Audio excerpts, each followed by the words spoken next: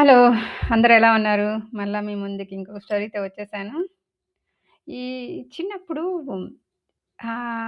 నేను పల్లెటూరులో పెరిగాననమాట. మాది పల్లెటూరు.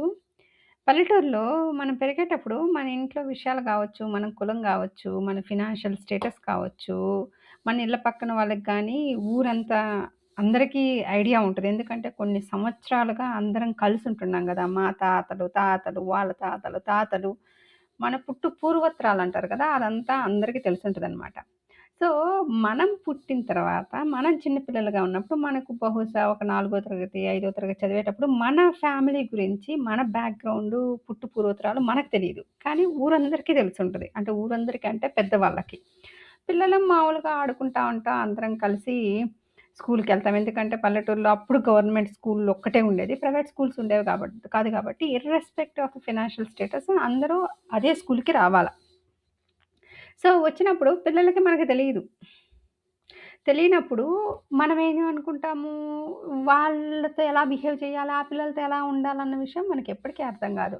మనము బహుశా ఒకరింటికెళ్ళామనుకో, మనం ఫ్రెండ్స్ ఉన్నాం కాబట్టి ఫ్రెండ్స్‌తో పాటు లోపలికెళ్ళిపోతాం.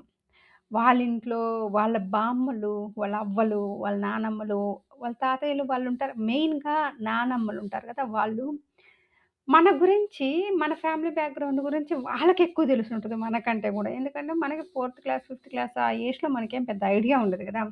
వాళ్ళు కావాలని మనల్ని ఇంటి బయట నిలబెట్టేస్తారు. మీరిక్కడే ఉండండి. మా పాప లోపలికెళ్ళేసి మీకేం గావాలో తీసుకొస్తది. మీరు ఇంట్లోకెళ్ళొద్దు అంటారు.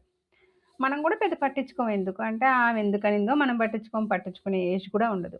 కానీ మనకి తర్వాత ఎప్పుడో ఒకసారి అది స్ట్రైక్ అవుతది. అరే! మనల్ని ఆ రోజు ఆమె అక్కడ బయట పెట్టేసింది కదా! బహుశా ఇట్లాంటి ఆలోచనలేమో అనేసి అనిపిస్తదనమాట. మీకు కూడా ఇట్లాగా ఎవరికైనా అనిపిచ్చిందేమో కామెంట్ చేయండి. Thank you.